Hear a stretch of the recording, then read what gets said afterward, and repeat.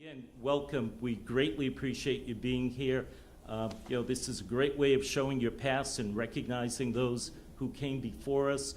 The Irish Cultural Committee of St. Patrick's Parish has lots of events that have already gone on and will be going on. As I said, would really like your involvement.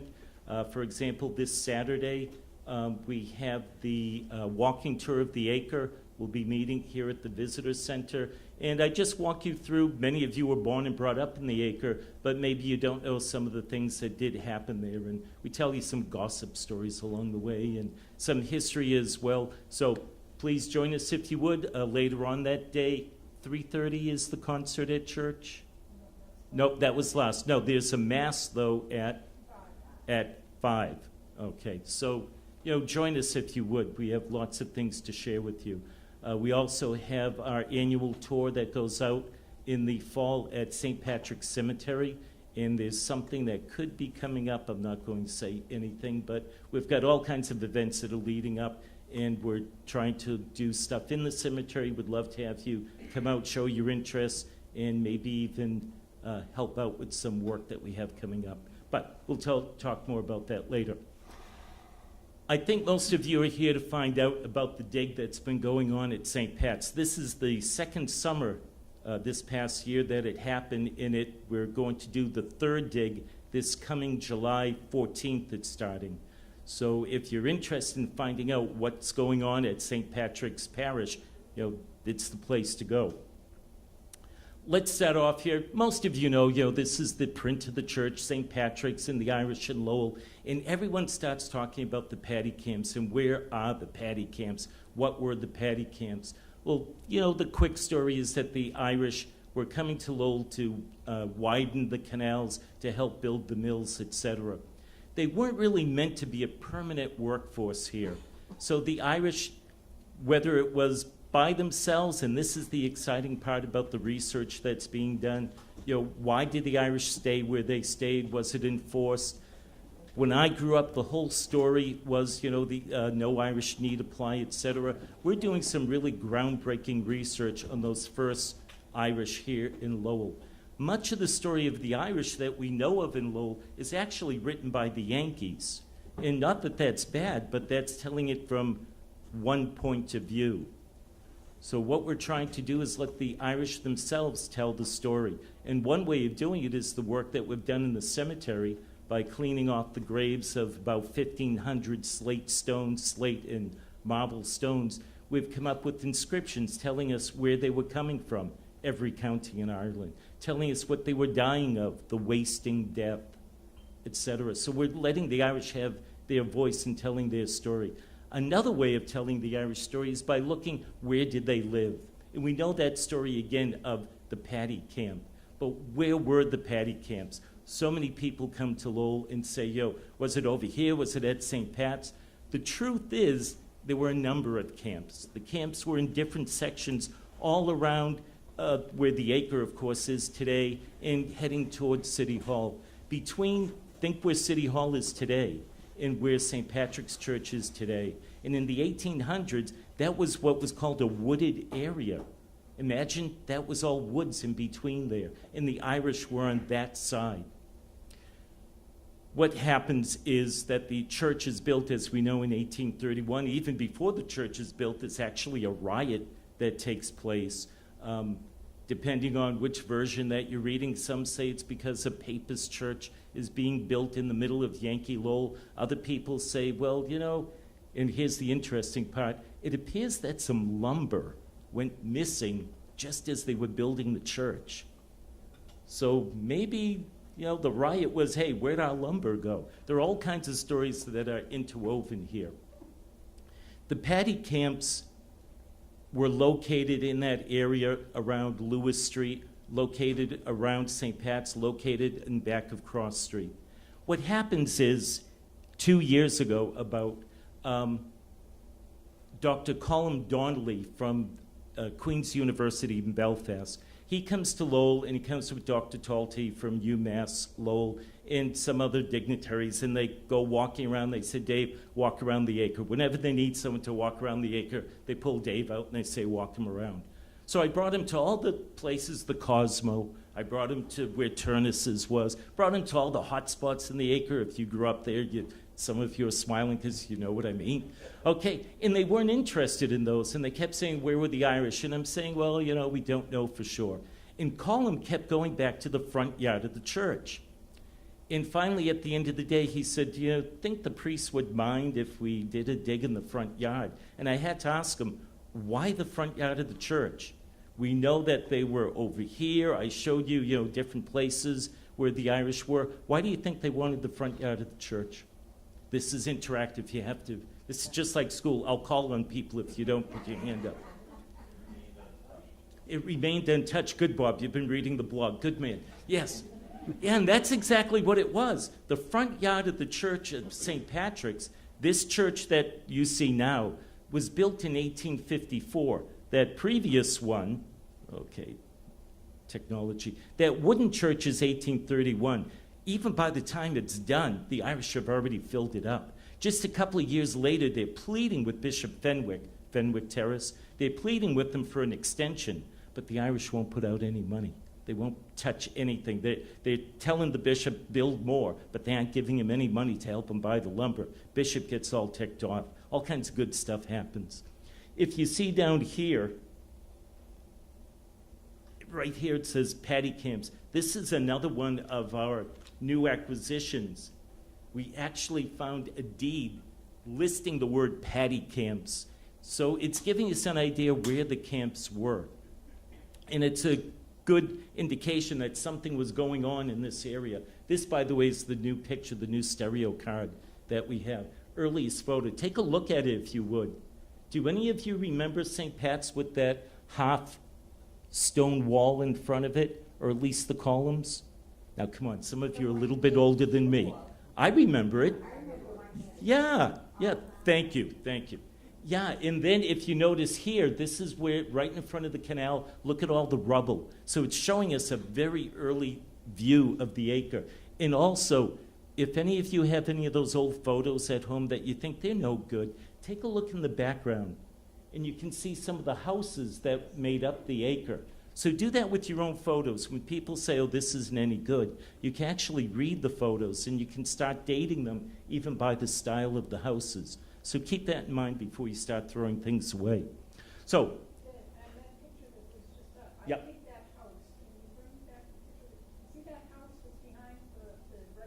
Right. Here? Yeah. That's the Lion's house. Yeah.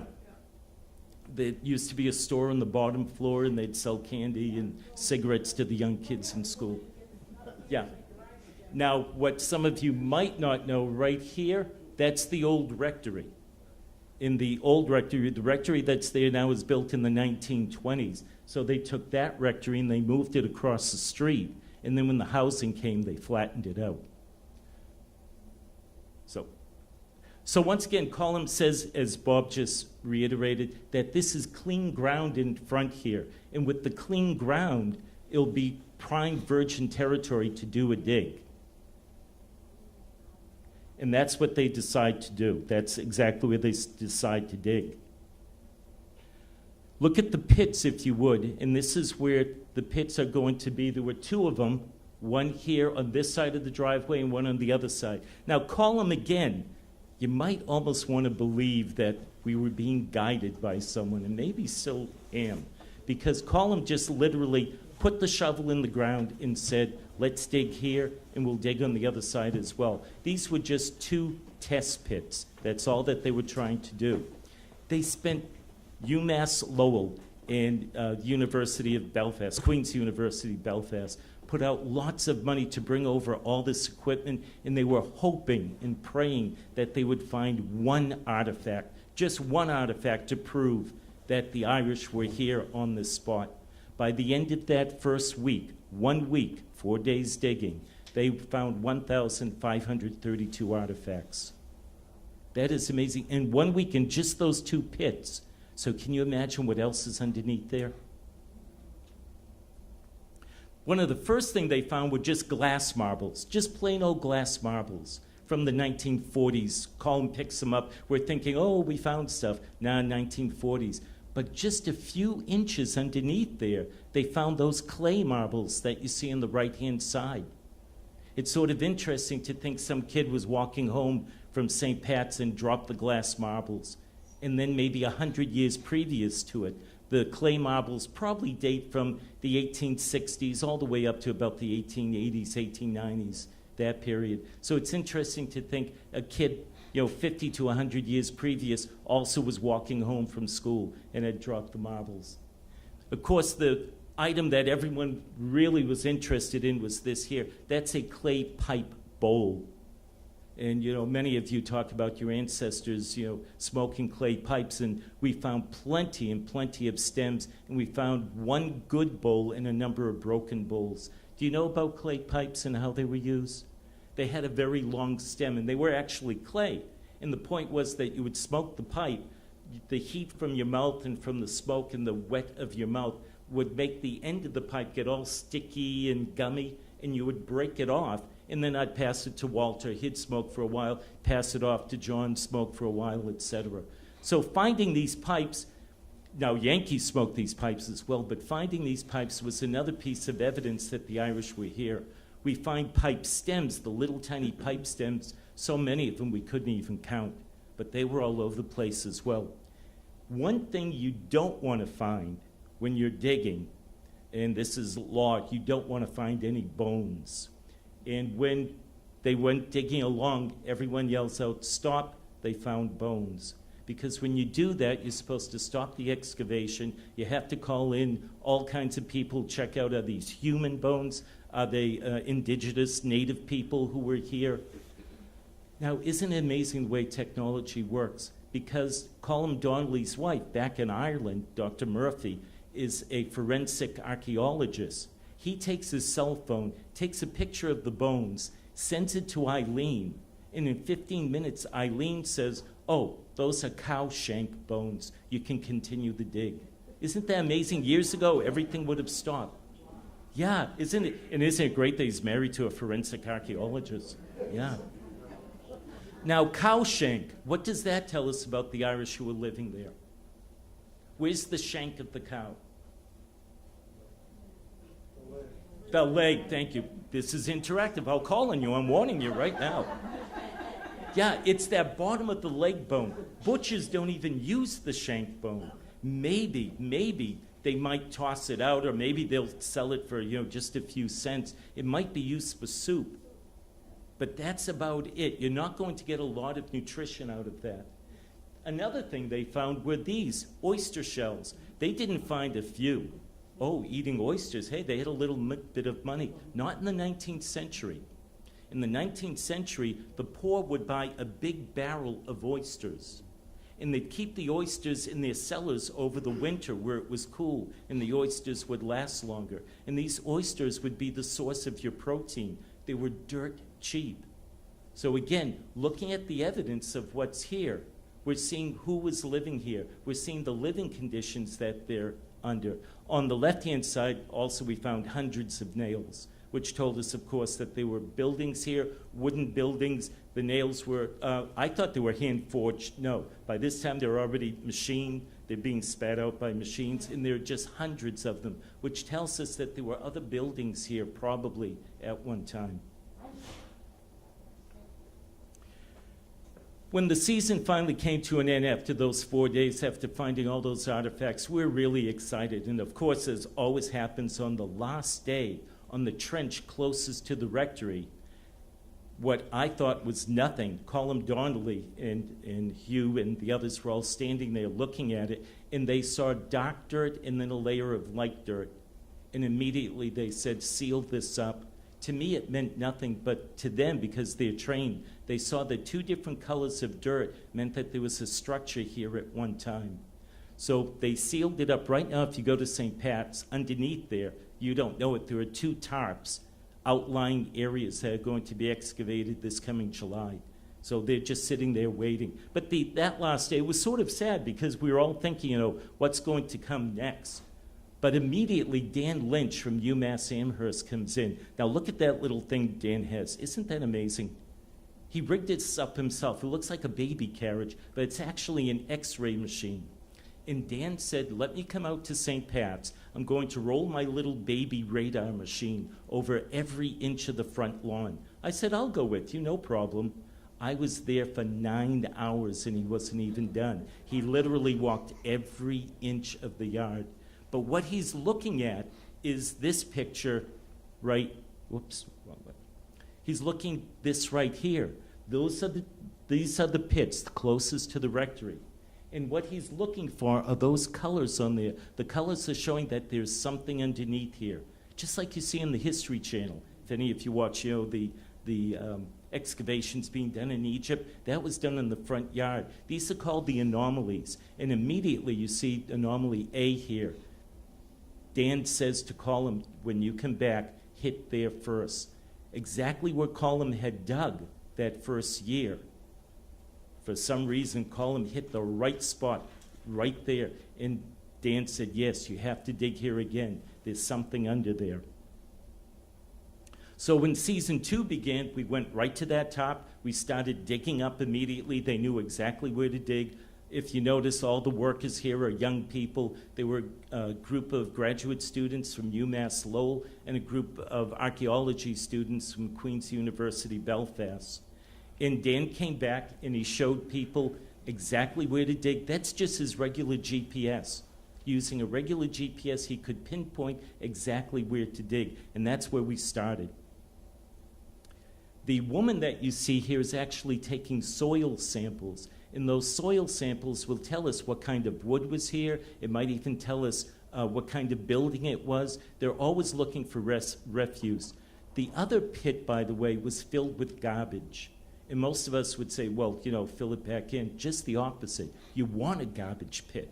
They love garbage pits. Why would an archaeologist want a garbage pit?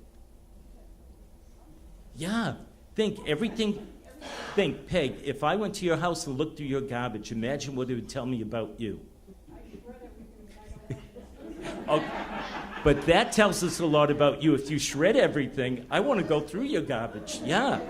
That means Peg has something good. So they went right back, and this year they weren't looking for all those artifacts, as great as those artifacts were. That isn't really what they were interested in. They were interested in that thing called the anomaly, and that's what they started digging. When they first started digging, they found all this refuse, and very slowly, when I mean digging, folks, they are literally using a little dustpan and a little brush. Now, you know what I wanted to do. I wanted to get in there with the pickaxe and just dig away. That's why they didn't let me dig. But you can see what they were doing. Everything is done so minutely. And every few minutes they stop, they measure how far they dig, they take all the dirt, they sift through all the dirt, as you see them doing here. The one artifact that was found up here, you can barely make it out. And this is a saucer, and it's a china saucer, so it's a little bit better than the brownstone ware that was found in the other. Brownstone is the cheapest pottery you could find. Where we're digging, by the way, is Father McDermott's house. Father McDermott, Mahoney was first, then McCool. McCool had a really good story, but can't tell it here. And then the third pastor of St. Pat's was McDermott. Now, when McDermott got here, by the way, the people didn't want McDermott here. McCool was their pastor, and they loved McCool, but McCool had some issues. Okay, fine. But McDermott comes in, and he comes to St. Pat's and finds the church actually boarded up, and they don't even let McDermott in. But he eventually wins his way into the people's hearts. And he has a house, a shanty, a real shanty identified in the 1800s as a shanty, moved onto the spot here. Very ugly, by the way, right smack in front of the church. And it's actually called, it's out of place, but McDermott has it moved here. And this is where he and his sister live. So what we're digging up here is Father McDermott's house. Later on, it's let out and rented to, well, we don't know how many people, do we? No, but that's where we're digging here. So then everyone says, okay, what is it? Well, when they looked at it, they started thinking all kinds of stuff. And then it was decided for a day or two, what the heck are we going to do with a toilet? Because they said, it looks like it's probably the sewerage, which that's going to cause all kinds of problems. But then they came back, and it's going to be uncovered this summer. So maybe you want to show up that day, maybe you don't want to show up that day, I'm not too sure. But what they think it is now, it probably isn't the sewerage. It probably is a cistern. It's probably a place to keep water. Now, water wasn't in the earliest days of the acre. Of course, you had to go to wells. Dick, do you know where the wells were located in the acre in the earliest days? Okay, Dick Howe, by the way, great guy. He's helped us out so much with deeds, etc. But these wells, you take your well water, you bring it home and keep it in the cistern. So this is probably the cistern. The thought is when they open it up, it could be empty, could be filled with rocks, or it could be filled with all the stuff the family didn't want to carry away. So this July, it could be a gold mine, or it could be sewerage. It could be holy. Don't know about that one. But then it was time. It took 1 full week to do all that. Sorry. It took 1 full week to do all of that digging. And then it was time to wrap it up. And as you can see, I did all the filming. I did none of the work. This is the pit that on July 14th, I'm going to pick them up from the airport like last year. They didn't even stop for a break. They went right out and they started digging. Do you see the 2 pits the way they are? This was the length of McDermott's house. So that's about how big the shanty would have been. If any of you go to Sturbridge Village, there's, Walter, 10 by, it's called? 10-footer. If you ever go to Sturbridge, they have a small house. It's sort of like 10 foot by 10 foot, and that's probably what the acre was filled with. The earliest account we have, of course, is that the Irish were living in these huts made of whatever wood they could find. Flour casks were used as chimneys, etc. Very crowded, unsanitary conditions. And it looks like McDermott probably lived in a house a little bit better than the average folk, but probably wasn't anything fancy. We have found nothing fancy from any of the artifacts that were found. That's Stewart. He's the one that does all the work.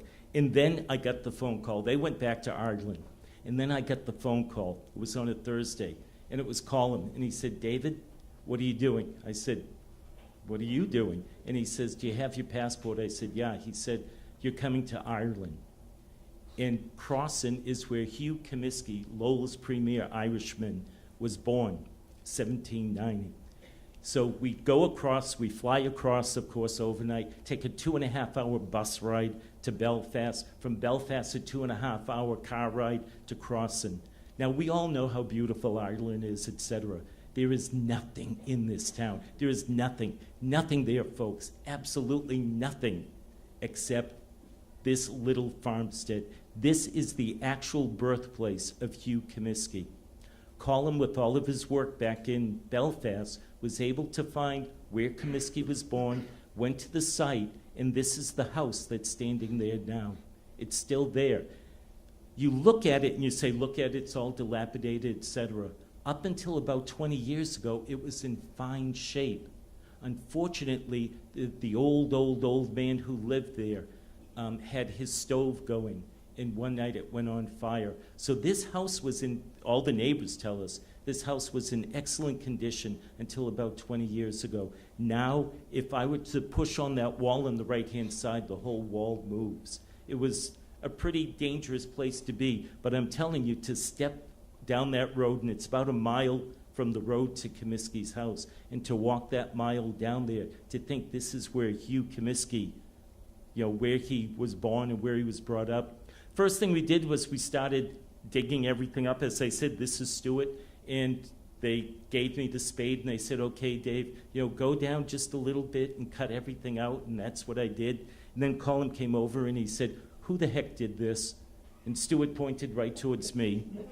I had ruined an entire archaeological site. I had gone down as deep as I could, and I threw the dirt over the side. I ruined it. He was upset, shall we say. Luckily, though, the workers were here. Notice all the young kids work. PhD does no work. PhD does no work. PhD. Sometimes people got a little upset with each other. And these two actually stood here, and they were, this is Colin Donnelly on the left, and this is his student on the right. And they'd actually have words across each other. What you're looking at is called a lazy bed, which I had never really heard of before. Everyone, Comiskey's included, grew potatoes. And lazy beds were very rough diggings through the soil, and you'd plant your potatoes in between. And now we know that Comiskey, of course, I mean, it was assumed, but now we've got proof that the Comiskeys were growing potatoes. The area is unbelievably gorgeous. The only sound you hear is the wind because it's up on a small hill. And cows. Cows are everywhere. Cows are everywhere, and when I mean everywhere, you see what I mean? Cows are everywhere. The cows were, yes, some of you got the picture. Okay. Cows were allowed to walk through this. This is called a byre house. And take a look at it. That's not the barn. That's the family home. Notice how wide the door is?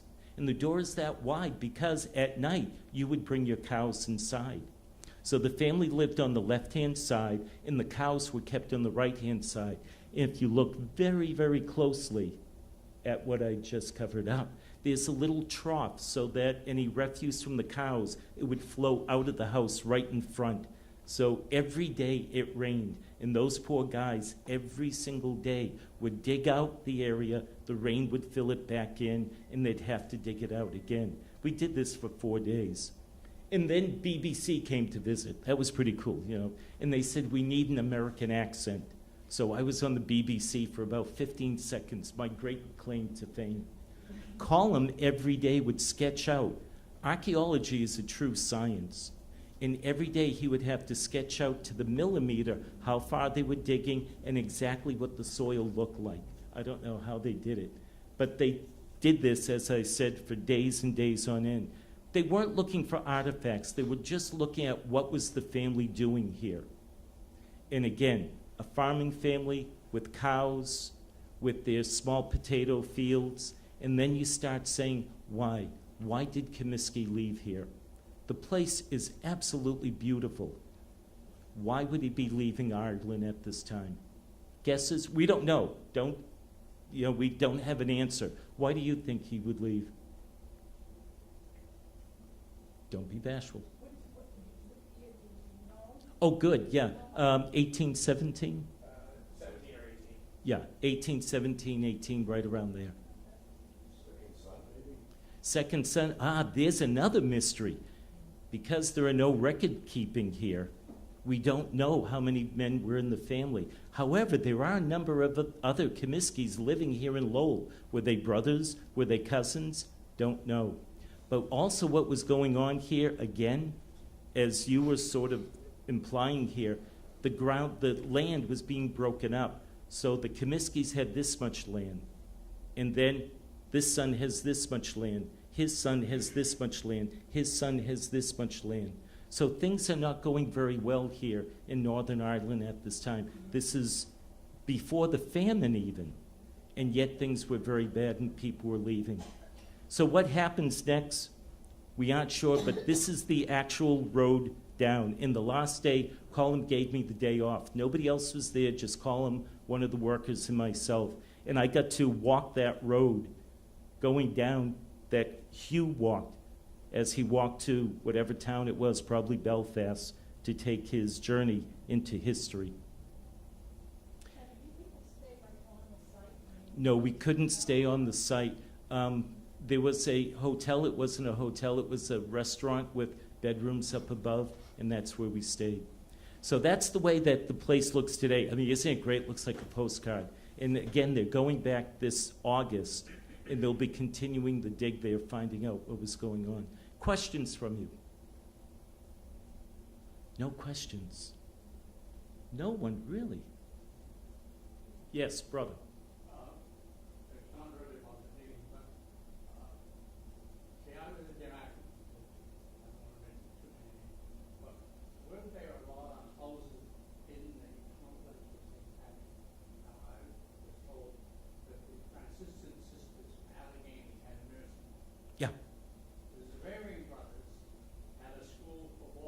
Yep. Well, they must have had a home to live in, you know, and because now the dominant they have there. Right. The Franciscan sisters did run the nursing home. Originally, the nursing home was called the Working Home for Girls. Okay. And And later on, that was turned into the Franciscans did take that over. The Xaverians, of course, did teach at St. Pat's. Matter of fact, there's a good study. One of the first letters we have, the Xaverians didn't want to come to Lowell. I see somebody over there with the Keith Academy shirt. The Xaverians didn't want to come to Lowell. If you read their diaries, they say the Lowell boys were the roughest of the roughest. Yeah. We actually have that. And then we have another letter that, I don't know, maybe Phil should turn off the camera. We have another letter from the Xaverians saying that the neighborhood has become odiferous and they wanted to get out of there. Yeah, and then of course Sisters of Notre Dame had their convent there as well. Yeah. Anyone else? The boys' school was right next to the convent. Right, the boys' school, this goes, probably Walter's going to talk about this, but the boys' school originally was St. Mary's Church. Now what happens is McDermott gets himself in a little bit of trouble again. So there's St. Patrick's, and you say, but the boys' school was almost right next door to it, just down the street. McDermott gets himself in trouble and goes and buys his own church. He does, right down the street. And he said, anyone who's with me, come follow me. And they went to St. Mary's. They were sort of the lace curtain Irish. They took off with McDermott. Where the boys' school was, right on the corner. Yeah, Suffolk and Market, that used to be the boys' school there. And then the O'Briens come in, and they're left with this dilapidated old St. Patrick's Church. But the O'Briens see a future there, and that's when Father John O'Brien, Father John's medicine, Father Timothy O'Brien, his brother, later Father Michael O'Brien, their nephew, later Father William O'Brien, their cousin. They make up the O'Brien dynasty. But they are the ones that keep St. Pat's open, and they also see the vision that the only way the Irish are going to get out of the acre is by building a school, and that's when they bring in the Sisters of Notre Dame. And by the way, they didn't want the Sisters of Notre Dame either, because they were a French order. They wanted the Sisters of St. Joseph, but the Sisters of St. Joseph were too busy, and the only ones who said yes were the Sisters of Notre Dame, and they're still there, of course, today, still doing the same work at St. Pat's School.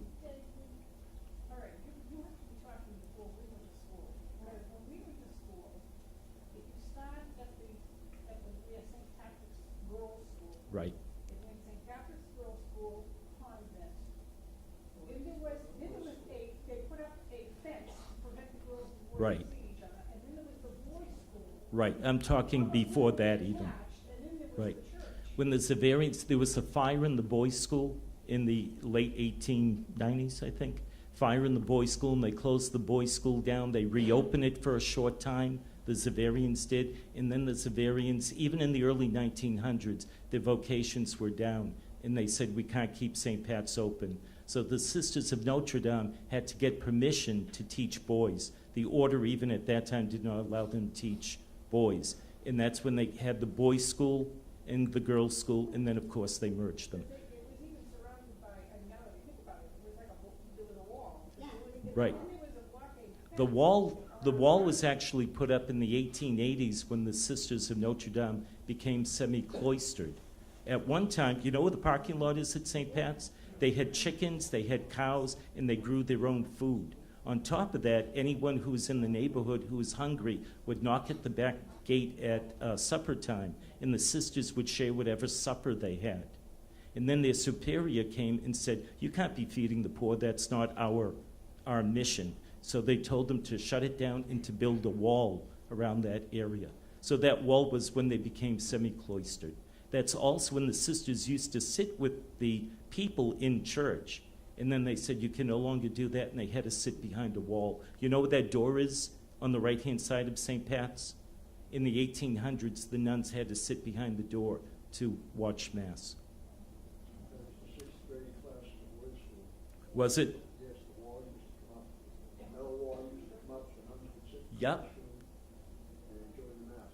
Yeah, and that was the firewall, of course, that saved all of the schools in the 1904 fire when Sister Rose woke up middle of the night and she saw the flames in the windows.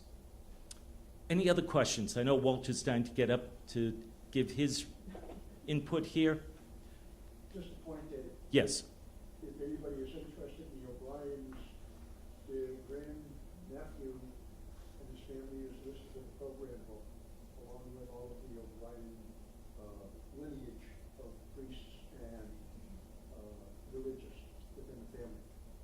Interesting. And they've come back to visit a few times, yeah.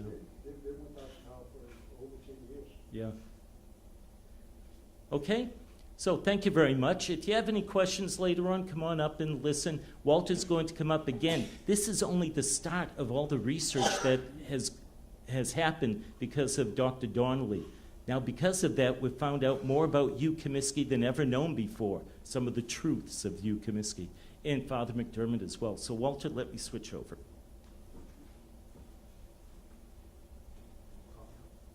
Yeah. Yeah. Okay.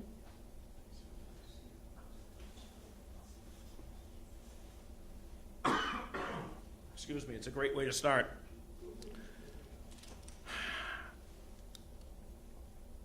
I think I may be typical of many in Lowell. I grew up in the 1950s, went to St. Patrick's School. Never really knew anything about the early Irish of Lowell because it was never talked about. Never knew anything about the history of Lowell because it was never talked about, it was never taught. Along with John Hassan from the Daily School in the 1970s, about 1975, we began to develop a few educational units for our 7th grade students on the history of Lowell. And I got fascinated by it, and I became a Lowell nut. About 22 years ago, I began to work for the National Archives in Waltham, and one of the first things I found was the naturalization record of Hugh Comiskey.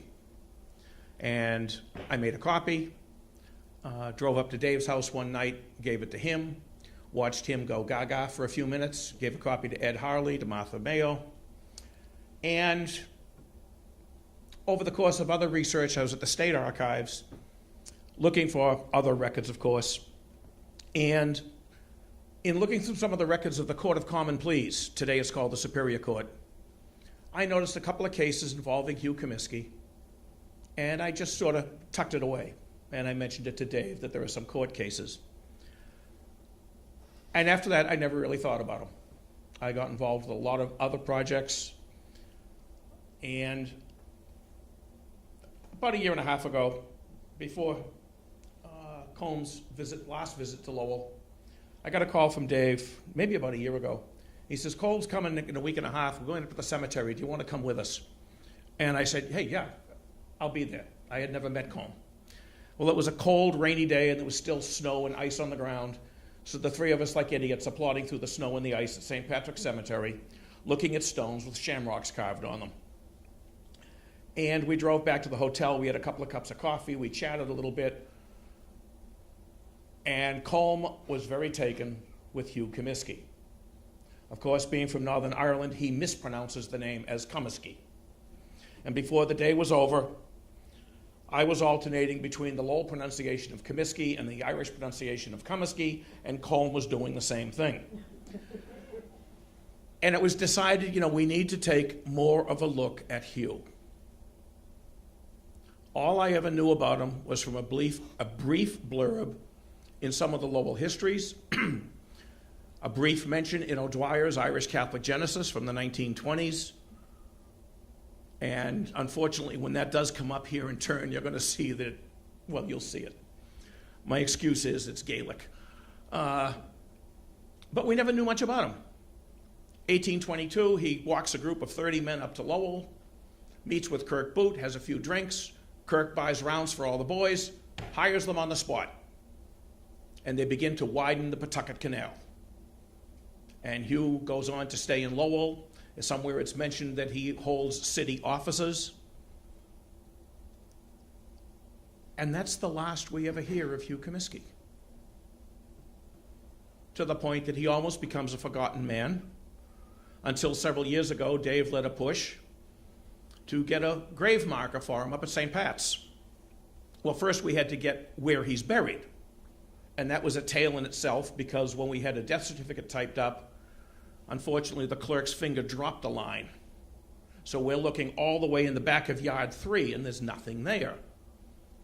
Until we compared it to Rose's death certificate, got an amended death certificate, and yes, now we know where Hugh is buried. And what Dave did not tell you is that when he came back from Ireland last summer, he brought a couple of rocks with him. And there is now a piece of County Tyrone in St. Patrick's Cemetery. So this is a Xerox of the top part of Hughes' report and registry of alienage. He states he was born in 1795 at Crossens in County Tyrone, Ireland, and he arrived at Boston in 1817, and at the time he is living in Charlestown, Massachusetts. He finally becomes a citizen in 1826. And let me get used to this computer. See what I mean? And I honestly did not know that until we were setting this up tonight. So what you're all going to do, if you want to see what this says, is open up your copy of Irish Catholic Genesis to the page that says Hugh Comiskey, First Distinguished Irishman. And this is all that Hugh has to say about him, that O'Dwyer has to say. And it's not a heck of a lot. There is an awful lot more given right beneath that in the death notice as printed in the Lowell Courier of 14th December 1871. Now, for an 1871 death notice, this is phenomenal. Most people get the weekly report of deaths. Joe Blow, age 31, died, buried in the Catholic burying ground. And this basically says part of what I just gave through here. He came to Lowell, he helped with the Pawtucket Canal. He was a labor contractor.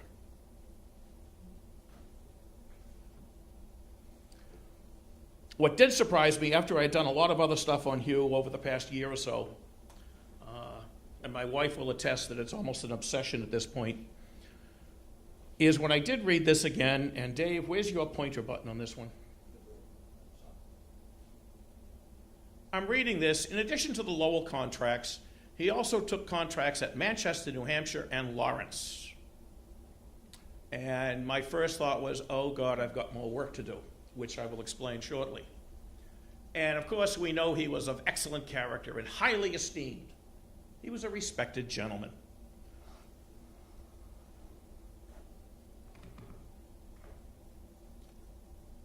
Hugh was a brewer.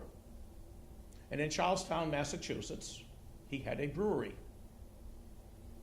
What I'm going to show you part of this evening is a variety of things, and I'm not going to give you any definite answers because I have at least another 6 months of research, which has to wait until I retire.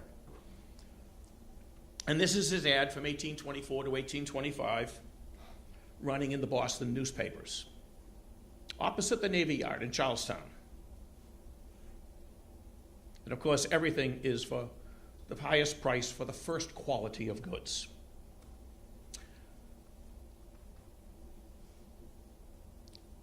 There's a very interesting court case in 1826 in Charlestown. Your cast of characters. The owner of the land, Mary Shaw of Groton, yet she owns land in Charlestown. Hugh Comiskey, a brewer. And then somebody we never heard of before named John Corey. Now, Corey was a brickmaker, and he is leasing land from Mary Shaw, which is across the street, and I know you could read this, but bear with me, which is across the street from Hugh's Brewery. Here's the problem. Hugh has a brewery. Corey's land is across the street. Breweries produce liquid waste. Hugh digs a ditch from his brewery across the street to the land that Corey is renting.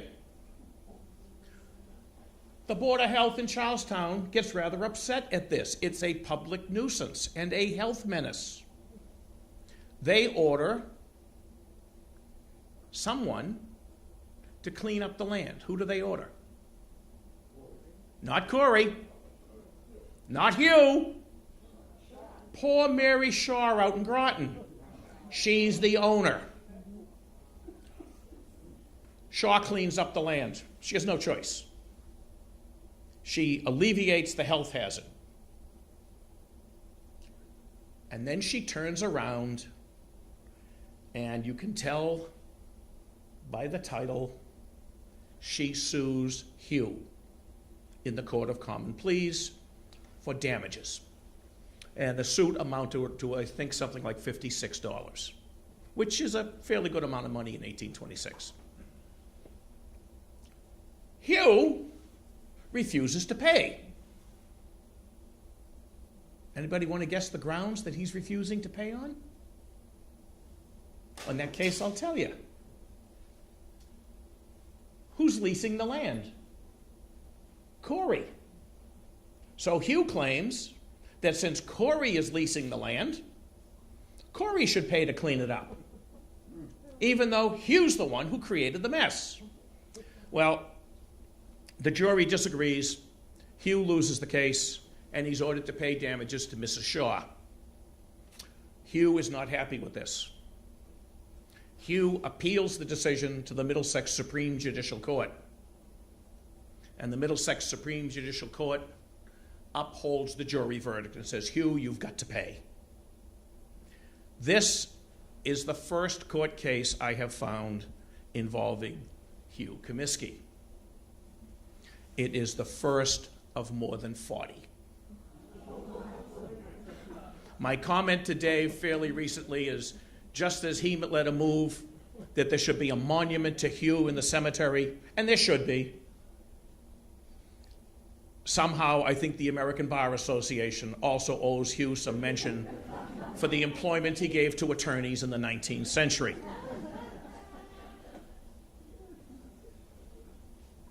Oops, I'm pointing the wrong way, sorry. So, give a little more on Hugh in case you've never looked at this. This is the 1830 census of Lowell. One page. Hugh is right here. Now, the 1830 census only gives one name, the head of the house. Everyone else is a number in age brackets for males and females. And in this house, we know there are 10 males in this age bracket, I can't read what it is, and 10 males in this age bracket. In other words, there were 20 men living in this house. There are no females. The fact that Hugh's name is listed, who's the head of the house, the household? Hugh Comiskey. And this is a classic example of one of our problems with the early Irish. Who are the other 19? They're not named.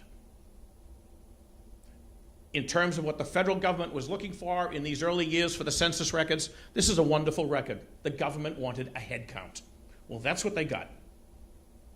But in terms of us trying to research our ancestors and this early population, who are the other 19?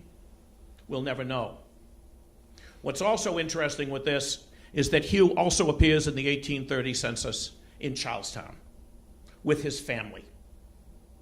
More than likely, he is physically living in Charlestown with Rose and the kids. And when the census taker comes to this house in Lowell and they're asked, who's the head of the house? Oh, Hugh Comiskey. He's the boss. Hugh does hold town offices. He comes to Lowell permanently about 1828, 1830.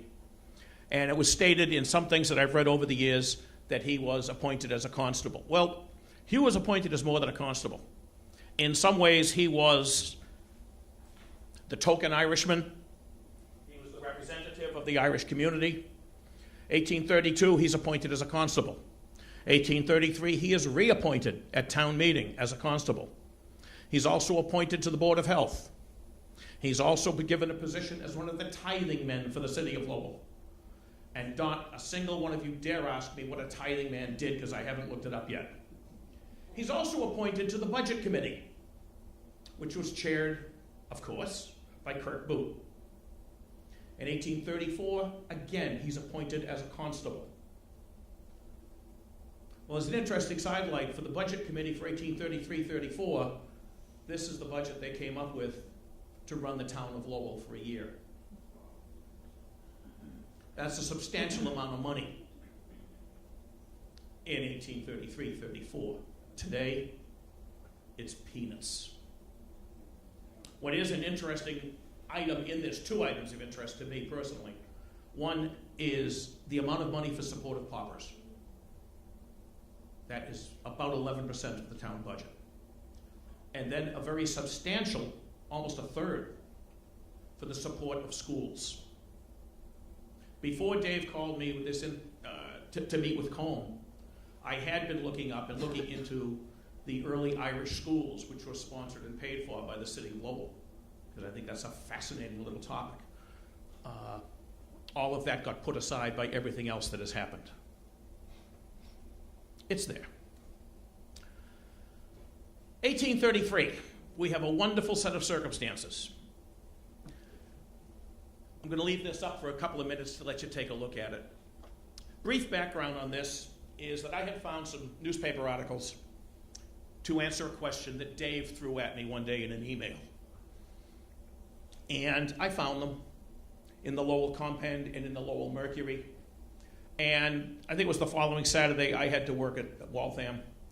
So I asked my wife if she'd go down and double check a couple of articles and get me some copies. And Karen came home with what I'd asked for plus this. Now, I'm pretty good about doing research in Lowell newspapers. In the 19th century, especially in the first 3 or 4 decades, everything is always on page 2. There is never anything on page 1. Page 1 is ads. It's continuing novels. And I looked at her and I said, honey, where did you get this? She says, in that newspaper. I said, but where? She says, page 1. I had never told her, don't bother with page 1. This is the first item of real import that I have ever seen on page 1 in an early Lowell paper. And it's trouble in the wigwam. And it's on Fenwick Street, of course, near the Catholic chapel. And it's an eviction. A number of Irish families are being thrown out of their house under a legal eviction order. Now, here's the catch. The owners of the property offered to provide other housing for them. They offered to take care of them in the meantime. And if I can find the term here, they were obstinately bent on remaining in their dwellings. If you come here to trouble us, you may as well bring your coffins along with you. In other words, they were a little bit upset at this. So there's this, quote, riot over on Fenwick Street. And the constables are called in, they calm everything down. The result of this is that one Michael Crowley, gee, guess what? He's an Irishman. He's arrested for assault. He gets sent to the House of Correction for 3 months. And a lovely married couple, John Sullivan and Ellen Sullivan, for obstruction of officers. Each got 60 days in the House of Correction. Well, that's as a result. This thing's trying to attack me. That's the result of the previous one, trouble in the wigwam, the eviction proceeding. One of the problems with a civil melee like this is that it doesn't always end the next day or that day. There's a carryover. And the email I got from Dave is, when was Hugh shot? And I said, what? And from Bishop Fenwick's memoranda, which Dave very kindly shared with me, we have this quotation, this one little entry from June 4th, 1833. It's a fine day. And you'll notice the spelling of Comiskey is now Kaminsky, which is common. And he's specifically referred to in the bishop's diary as a Catholic constable, because that's important.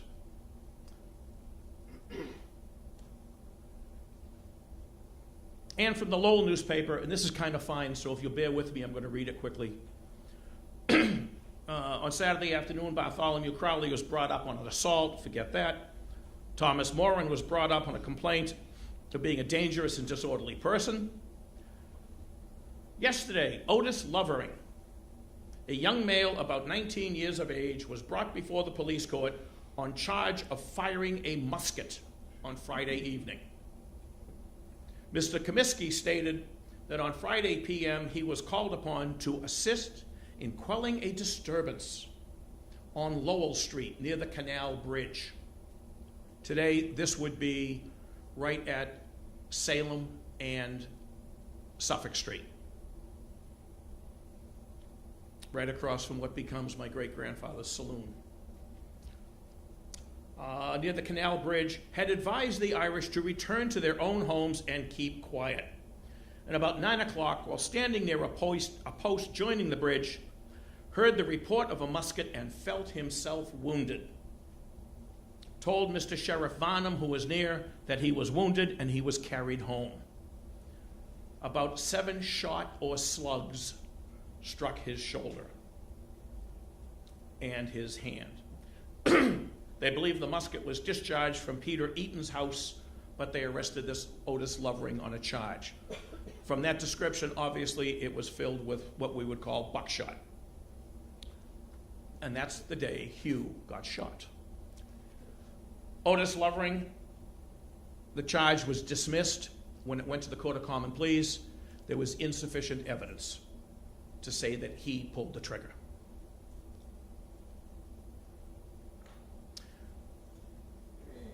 This is just a brief sampling, because they all have one thing in common. These are all cases against Hugh Comiskey. They're all civil cases. The ones 1826 and 27 are against him while he's living in Charlestown. 1843, he's being sued by the Middlesex Bank for $1,000.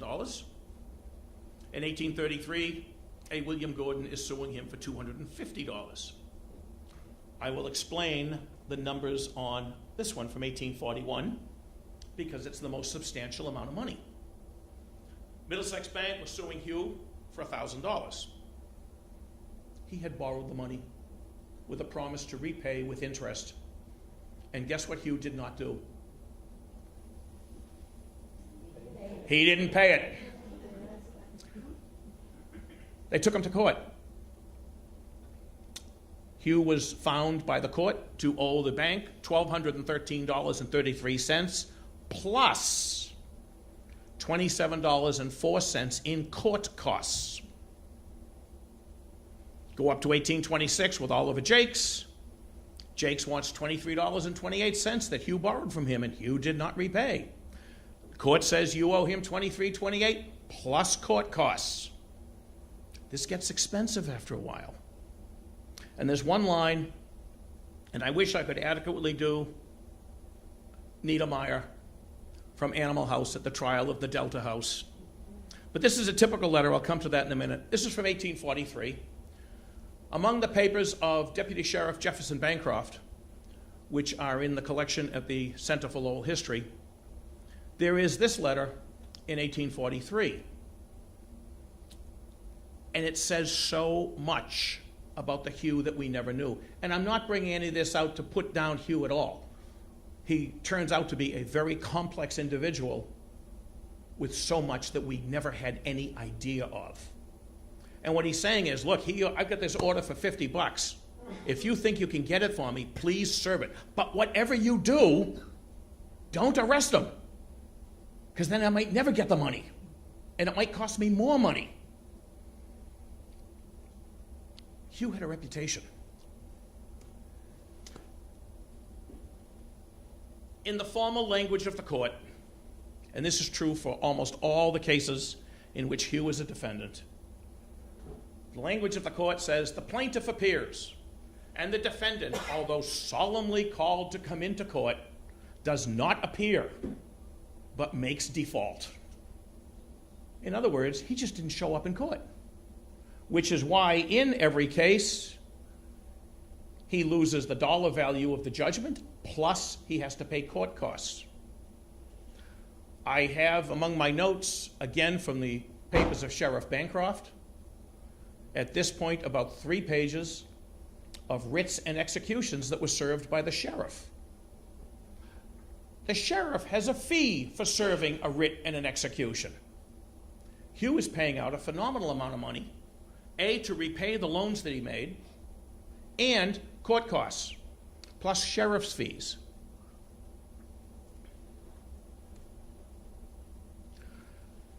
In 1838, Hugh's brother Eugene is arrested. And it turns out it's simply a violation of the liquor laws. And Hugh immediately sends this letter to Deputy Sheriff Jefferson Bancroft. Basically, tell me how much his bond is, I'll go it. There are other people who will help me with this. He's not a runaway. You know I'm good for this. Back in the early 1830s, when Hugh was a constable, he was also serving with Deputy Sheriff Bancroft. They knew each other. They were in constant communication. This, as I say, is for a liquor violation. It also goes up to the Middlesex Court of Common Pleas, at which point the case was dismissed. What's also interesting in this is that Hugh is citing as references Mr. Short. That will be Charles Short, who ran a West India goods store just like Hugh did, and Mr. Castles, who is Stephen Castles, a major real estate dealer in Lowell in the 19th century.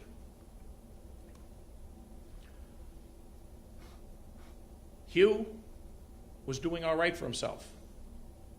There are going to be 3 pages here, you can get a glimpse at them, of the tax lists from the city of Lowell between 1831 up to 1850. And in this particular one, I can turn around, but I can't see it. First one appears is 1831, Hugh Comiskey. The poll tax is 50 cents. He owns an undivided half of 8,000 plus feet of land on Merrimack Street. It's assessed at $500. Its taxable value is $250. He owes $2.54 tax. And I can't go over to read the rest. He is also charged as personal property 8 oxen valued at $120 and 1 horse valued at $30. Again, why the 8 oxen? What's his main business? He's a labor contractor. He's digging the canals. He's helping with the mills. And this goes on. He's also in finding with Samuel Murray, who was his partner. We also have these other Comiskies. We know that Eugene is a brother.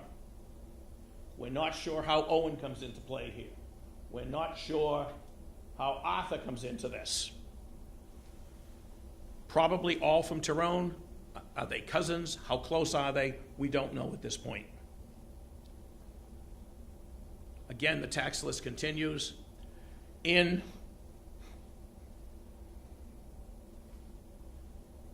the 1835, 36, and 37 tax years, Hugh is being taxed as an out-of-town resident because he had moved back to Boston. But he still maintains his property and his business in Lowell. And from the taxes he is paying, he is a very substantial, very well-to-do businessman.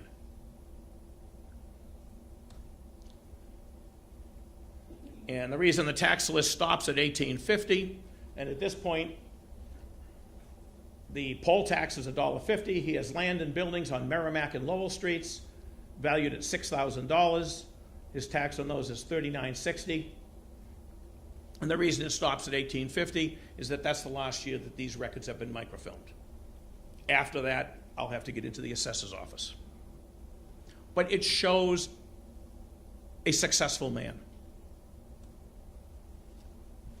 1850, we have Hugh with Rose and the children. His occupation is listed as contractor. He has real estate worth $6,000. 1852, though, we have a surprise.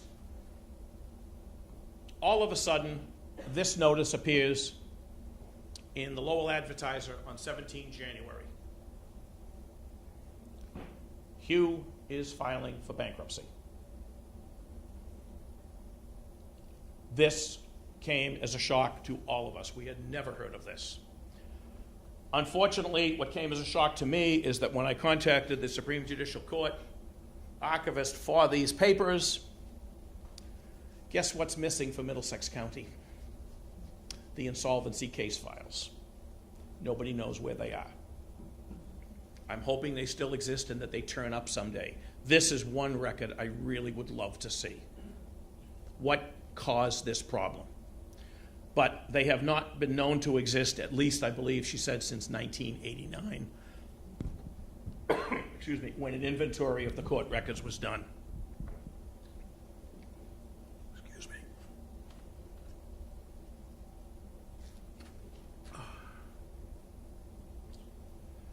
So we have Hugh filing for bankruptcy. Is he filing, is it voluntary or involuntary? We don't know. Who are his creditors? What is the nature of the debt? We don't know. We can get some idea of what's going on thanks to Registrar of Deeds Dick Howe, who has digitized and put online all of the Registry of Deed records, and who has also created and digitized an absolutely phenomenal and incredible index to the grantor and the grantee files. And what we have in 1852 is Poole was the assignee in the bankruptcy case. He was appointed to settle this bankruptcy, to do what he could to get the debt settled. And as part of the settlement of that, Anne Maria Comiskey, one of Hugh's daughters, is buying a piece of land from Poole, which had belonged to her father, the insolvent debtor. In 1850, year and a half before the bankruptcy filing, I find that Hugh, for the sum of $2,800, sold a piece of his property, excuse me, to Anne Sherry. Does anybody recognize that name? Anne Sherry is his sister-in-law. He married Rose Sherry. Anne is a spinster. In the context of the 19th century, an unmarried gentle lady. But obviously Anne has some money. Why in 1850 is Hugh selling this property to his sister-in-law? We don't know. I'd also love to know where Anne got the money too. So as much as things are turning up about Hugh and his family, there's still a lot we don't know, and some of which we may never know. 1860, we again come back to the census. Once again, like an idiot, I take my glasses off, and we see that Hugh now is listed as being 70 years old, which is close enough. He's actually 65. He's a gentleman. Simply means retired. He has real estate to the value of $7,000, and he has personal property to the value of $1,000. So obviously he has recovered from the bankruptcy, which was 1852. Also in 1860, we have this sad little notice that appeared in the newspaper. And this is one of the joys of looking through the 19th century Lowell newspapers. You never know what you're going to find.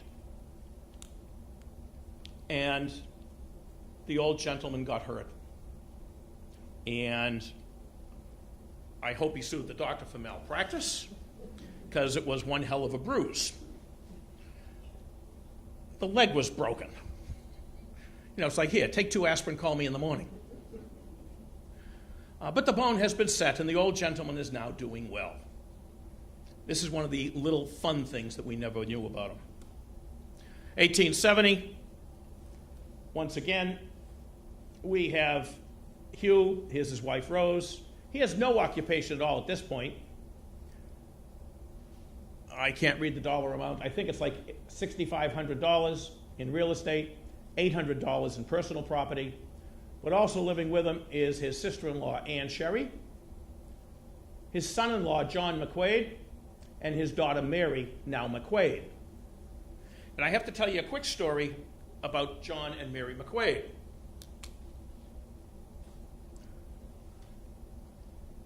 Several weeks ago, Karen and I, on a lovely weekend afternoon, I think we spent 3 days in a row up at St. Patrick's Cemetery.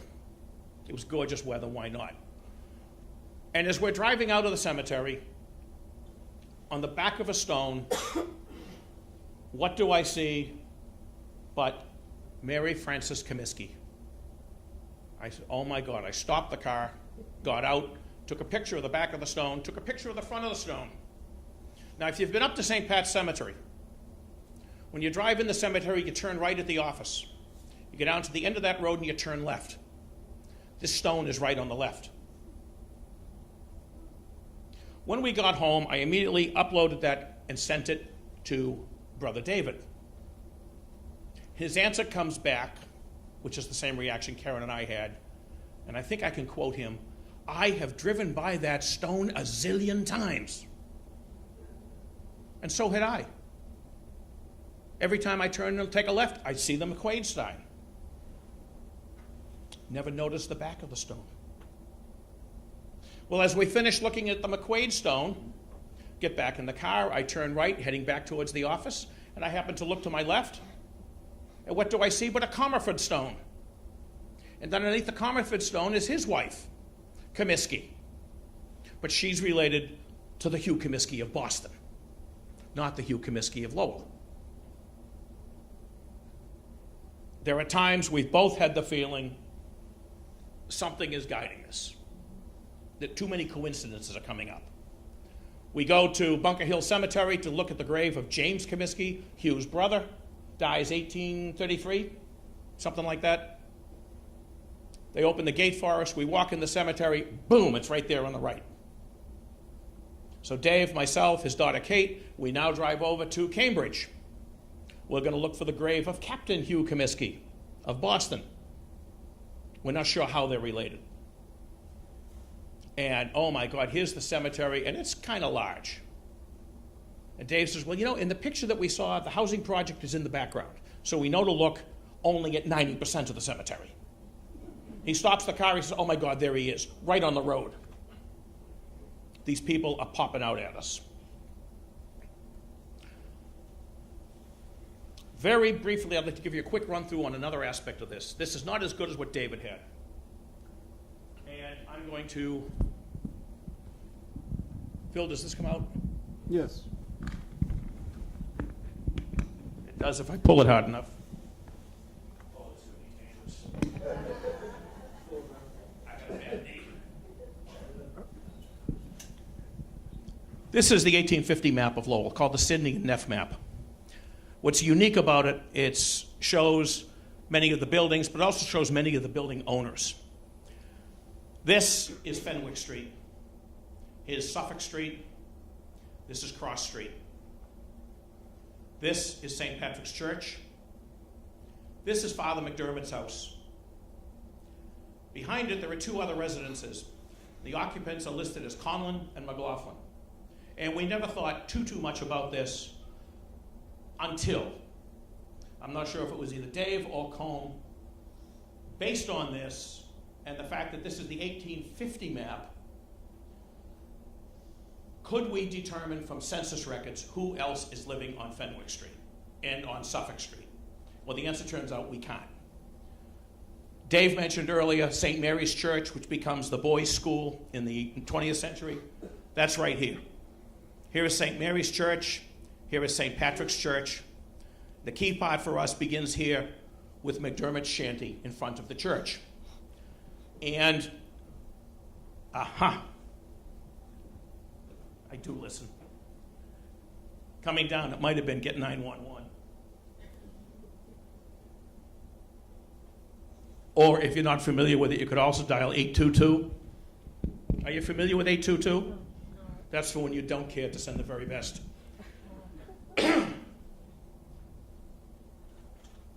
Okay, here's the area of the church, McDermott, and the two houses behind. Never thought too much about them until we're trying to figure out what can we get on McDermott. This is a little segue from Hugh. Well, very nicely, Father McDermott dies in 1862. Most considerately, he leaves a phenomenal probate estate. The inventory of his estate, I think, goes on for 10 or 12 pages. And we're trying to determine what was his personally, what was in the church, and we figure everything was stored up in the attic of St. Mary's Church, because there's no way under God's heaven that all this stuff could have been in his shanty in front of the church. But the other nice thing about McDermott, and here he is now, you may have seen this stone at the back of Yard 3. Jacobus T. McDermott. Well, again, this is another nice day. Karen and I are up at the cemetery, and I'm taking a close-up, I don't know if I have it in here, no I don't, of the inscription. I'm pointing at this like you can see me. The inscription here, which simply, it's all in Latin. It says Catholic priest, St. Patrick's Church, Lowell, wonderful, and St. Mary's Church.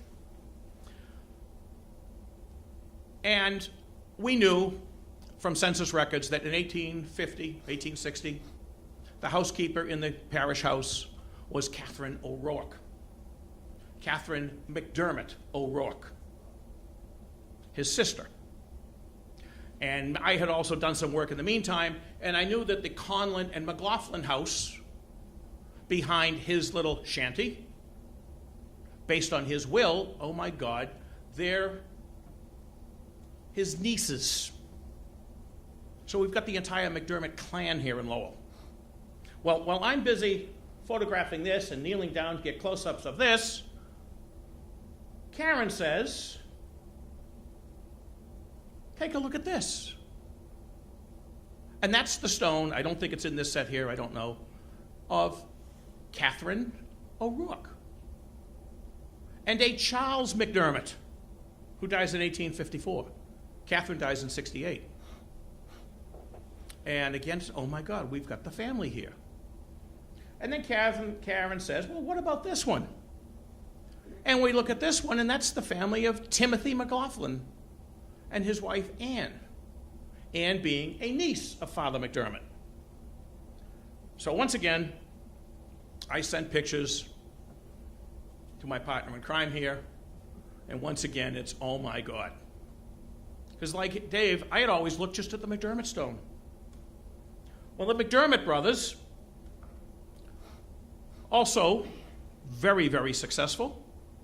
Father McDermott in the Grantee Index at Middlesex, I believe the references to James T. McDermott's purchases and mortgages and everything else go for 2 pages. He was a well-to-do Catholic priest, and I couldn't understand this, except Dave explained to me that in this time period, these were secular priests. They did not belong to an order, so they could keep the money. And boy, they did. So we have all the property of Father McDermott, James McDermott, and at the bottom of this, in yellow, we have the property from 1840 to 42 of what turns out to be his brother, Peter McDermott. Peter McDermott, and the relationship came from his probate record, but Peter McDermott was a teacher in Lowell. He taught at Grammar School number 5 on Church Street, which was the Irish school paid for by the city on Church Street. Unfortunately for Peter, or for us, I cannot find a record of his death. He's not in the Lowell Vital Records, he's not in the state Vital Records. In Father McDermott's probate, he leaves his sister, Catherine, who is the widow of Charles O'Rourke, as his executrix. She is going to decline the appointment in favor of her niece, Eliza Conlon. And these are all the relatives of Father McDermott in Lowell in 1862. So we've got McLaughlins, we've got Carrolls, we've got Conlons. They're all over the place. It's a very extended clan. And in itself, this family, although not the 1820s and 30s early Irish, but they're here early enough, they have become in themselves a wonderful example of a chain migration. Why did they end up in Lowell? Well, someone was here. They brought all the others.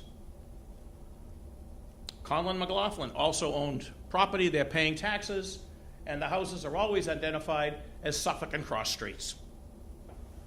Those are the two immediately behind McDermott's shanty. It's where the rectory stands today. I love this one. This is from Peter McDermott's probate record. It's an administration, But the key thing with this, and I will read this to you because the handwriting is horrible. I, Rosanna, her Mark, McDermott of Lowell, in the county of Middlesex, mother of Peter McDermott, late of said Lowell, deceased intestate, did not leave a will, and next of kin to said deceased and entitled administration thereon, do hereby, the word has to be relinquished, but I can't make it out, my right to administer said estate, and request that James T. McDermott of Lowell may be appointed to that. Who's the mother of James T. McDermott? Rosanna McDermott. Who's the mother of Peter McDermott? Rosanna McDermott. Up to this point. And from Catherine's will, Catherine McDermott O'Rourke in 1868, one of the bequests is this one. And I believe it was the second request in her, second bequest in her will. Because up to that point, as the heir of her brother James, she owned the land that they've been digging up for the past 2 summers, where McDermott's house has stood. The church does not get title to that property. I believe the final papers get passed in 1869, the year after this. And finally, I'm going to leave you with a couple of free pictures. A couple of weeks ago, Dave, after many efforts, contacted St. Monica's Church in South Boston and arranged for us to go in and get the key to St. Augustine's Church in Southie. St. Augustine's was built in 1818, and we went in. We did not find all the graves we had hoped to find. He pointed out to me as minute we walked in the gate, well, there on the wall of the church, there's the stone for Father Mahoney, first pastor in Lowell. To the right of him is the stone for Father O'Byrne, who was the traveling circuit priest coming up from Salem before Mahoney was appointed. And to the right of that is the huge monument. Is it O'Flaherty? Dr. O'Flaherty, who gave the dedication sermon at St. Patrick's Church. And this, the nice thing of the lady at the rectory, she gave us the keys to the cemetery gates. And she says, now be sure and lock the gate behind you when you get in. You don't know who else might come in. And we'd gotten in there, we're just there a few minutes, and we turn around to somebody in the cemetery. But the gates were open, so he had a key too. He was the caretaker. We had a wonderful conversation with him. And we spent probably about an hour or so walking the grounds. Lovely. And then, since we have the key, let's go inside. And this is taken from the choir looking towards the altar. And you may recognize that character in the middle. From the ground floor looking towards the altar. The church has recently been restored by the parishioners, and this is from the altar looking towards the choir at the rear of the church. And this is an 1818 church. The first St. Patrick's Church is 14 years later. Dave and I both had the feeling that this is probably what the first St. Patrick's Church might have looked like. The time period is right. The priests were from this church. And on our way out, as we're making sure we have everything, we turn around and what do we see again? But the gate is open. And a fellow comes walking up along the side of the church, and he figures we're legal because we're in there. Well, that's Father Joe White. He's the priest who conducts ceremonies and masses at the church. And we had a wonderful conversation with Father White, and we mentioned what we think might be and he says, absolutely. So, as much as we can, we are probably looking at what the original St. Patrick's Church looked like on the inside. They use that church regularly, or is it special ceremony? It's used for special ceremonies and holy days. Dave? Saturday Mass at 4:15. Yeah. But it's not a parish church anymore. In fact, the day we were there, they were going to have a Mass that evening for a fellow who had died, and they were sending the body back to Ireland for burial. and the memorial mass was going to be for those who could not accompany the body back to Ireland. At St. Augustine's, yeah. And of course, we have to leave you with this one, because the one stone I found on O'Dwyer's list, and we don't know where he gets all his information, but of Lowell bodies brought to St. Augustine's in the 1820s and 30s. On that list, there is a Rose McDermott, 1845. And I said, we've got to find that stone. Well, we did not find a stone for Rose McDermott. But in the case of not finding a stone for Rose McDermott, we found Peter McDermott. This is the brother of Father McDermott. He died in 1842. So at least we know where he is buried. And as we're coming away from this, Dave's comment or question, okay, what's our next road trip? What I have thrown at you here briefly, between Hugh and some of the McDermotts, it is definitely a work in progress. We haven't begun to scratch the surface on this, and every time we turn around, something else pops up. I had started by looking at the early Irish schools. Then I was doing a little bit off and on the paddy camps. And I don't care about the Yankee fight over the land. That went on for 18 years. I'm interested in who were the Irish settlers on the paddy camps. And now between the Comiskys and the McDermotts, it's exploding. And it's also a heck of a lot of fun. So I thank you very much, and if I can answer any questions. Thank you again. Hope we've answered some questions. Hope we've piqued your interest. And there's still more digging to do in July. Again, if you have any comments or if you have any questions, speak to Walter and myself. Those of you who do genealogy, talk to him, not to me. I know nothing about this. If you need genealogy dealing with St. Pat's Cemetery, don't bother. We have no records prior to 1895. Nobody kept records before 1895 at St. Pat's. So good luck if you're looking for family members. Except they do have a secret file. But never mind, that's next year. Bye. Good night, folks. Thank you. Thank you very much.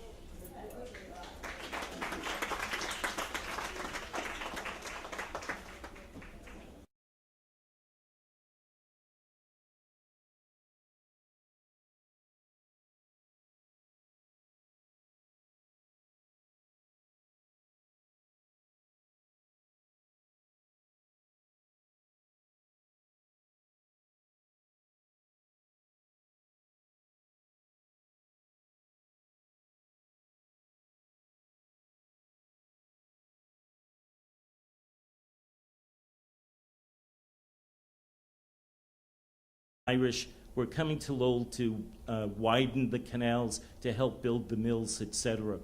They weren't really meant to be a permanent workforce here. So the Irish, whether it was by themselves, and this is the exciting part about the research that's being done, why did the Irish stay where they stayed? Was it enforced? When I grew up, the whole story was, the no Irish need apply, etc. We're doing some really groundbreaking research on those first Irish here in Lowell. Much of the story of the Irish that we know of in Lowell is actually written by the Yankees. And not that that's bad, but that's telling it from one point of view. So what we're trying to do is let the Irish themselves tell the story. And one way of doing it is the work that we've done in the cemetery by cleaning off the graves of about 1,500 slate and marble stones. We've come up with inscriptions telling us where they were coming from, every county in Ireland, telling us what they were dying of, the wasting death, etc. So we're letting the Irish have their voice in telling their story. Another way of telling the Irish story is by looking, where did they live? And we know that story again of the paddy camp. But where were the paddy camps? So many people come to Lowell and say, was it over here? Was it at St. Pat's? The truth is, there were a number of camps. The camps were in different sections all around where the acre, of course, is today, and heading towards City Hall.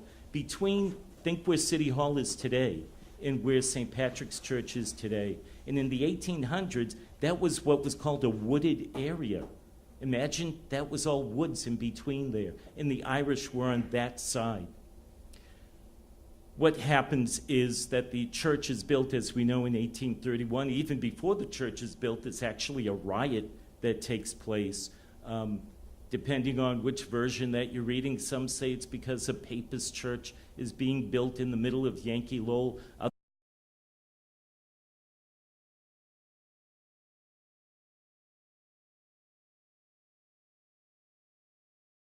Again, welcome. We greatly appreciate you being here. This is a great way of showing your past and recognizing those who came before us. The Irish Cultural Committee of St. Patrick's Parish has lots of events that have already gone on and will be going on. As I said, would really like your involvement. For example, this Saturday, we have the walking tour of the acre. We'll be meeting here at the Visitor Center. And I just walk you through, many of you were born and brought up in the acre, but maybe you don't know some of the things that did happen there. And we tell you some gossip stories along the way and some history as well. So please join us if you would. Later on that day, 3:30 is the concert at church. Nope, that was last. No, there's a mass, though, at 5. Okay, so, join us if you would. We have lots of things to share with you. We also have our annual tour that goes out in the fall at St. Patrick's Cemetery, and there's something that could be coming up. I'm not going to say anything, but we've got all kinds of events that are leading up, and we're trying to do stuff in the cemetery. Would love to have you come out, show your interest, and maybe even help out with some work that we have coming up. But we'll talk more about that later. I think most of you are here to find out about the dig that's been going on at St. Pat's. This is the second summer this past year that it happened in it. We're going to do the third dig this coming July 14th. It's starting. So if you're interested in finding out what's going on at St. Patrick's Parish, it's the place to go. Let's start off here. Most of you know, this is the print of the church, St. Patrick's and the Irish in Lowell, and everyone starts talking about the paddy camps and where are the paddy camps? What were the paddy camps? Well, the quick story is that the other people say, well, and here's the interesting part, it appears that some lumber went missing just as they were building the church.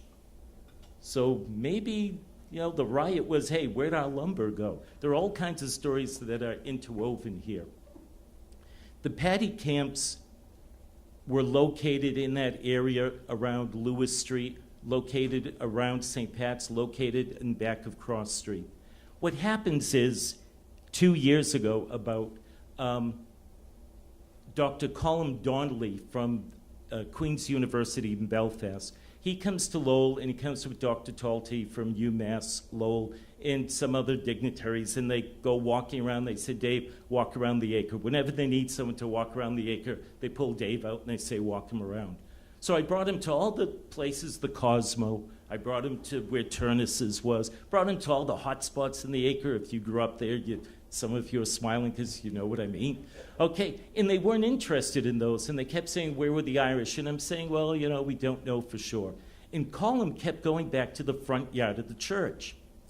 And finally, at the end of the day, he said, do you think the priest would mind if we did a dig in the front yard? And I had to ask him, why the front yard of the church?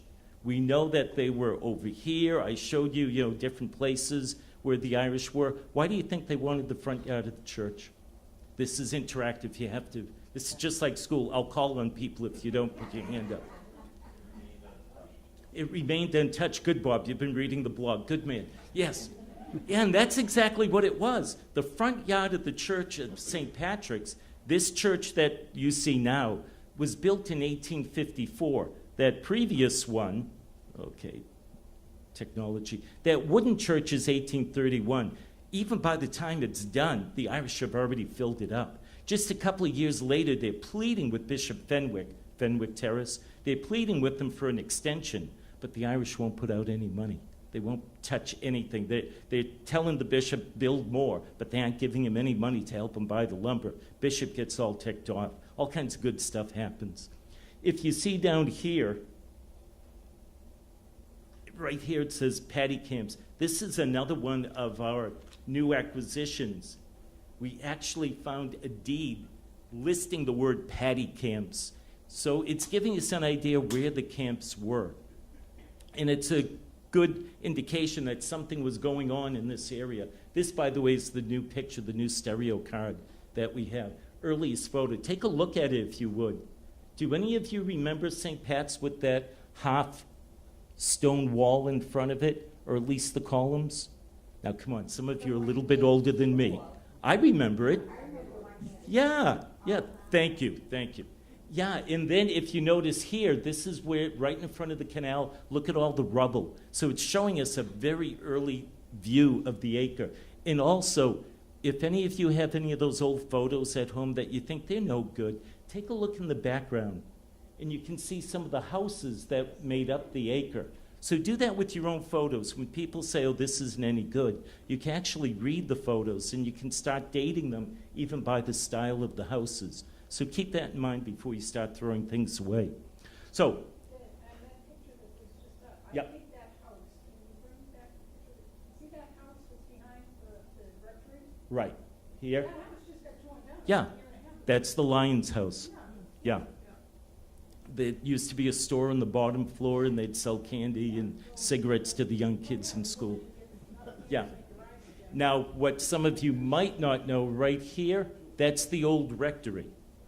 In the old rectory, the rectory that's there now was built in the 1920s. So they took that rectory and they moved it across the street. And then when the housing came, they flattened it out. So once again, Column says, as Bob just reiterated, that this is clean ground in front here. And with the clean ground, it'll be prime virgin territory to do a dig. And that's what they decide to do. That's exactly where they decide to dig. Look at the pits, if you would, and this is where the pits are going to be. There were two of them, one here on this side of the driveway and one on the other side. Now, Column again, you might almost want to believe that we were being guided by someone, and maybe still am, because Column just literally put the shovel in the ground and said, let's dig here, and we'll dig on the other side as well. These were just two test pits. That's all that they were trying to do. They spent UMass Lowell and University of Belfast, Queen's University Belfast, put out lots of money to bring over all this equipment, and they were hoping and praying that they would find one artifact, just one artifact to prove that the Irish were here on this spot. By the end of that first week, 1 week, 4 days digging, they found 1,532 artifacts. That is amazing. In 1 week, in just those two pits. So can you imagine what else is underneath there? One of the first things they found were just glass marbles, just plain old glass marbles from the 1940s. Colin picks them up. We're thinking, oh, we found stuff. Nah, 1940s. But just a few inches underneath there, they found those clay marbles that you see on the right-hand side. It's sort of interesting to think some kid was walking home from St. Pat's and dropped the glass marbles. And then maybe 100 years previous to it, the clay marbles probably date from the 1860s all the way up to about the 1880s, 1890s, that period. So it's interesting to think a kid, 50 to 100 years previous also was walking home from school and had dropped the marbles.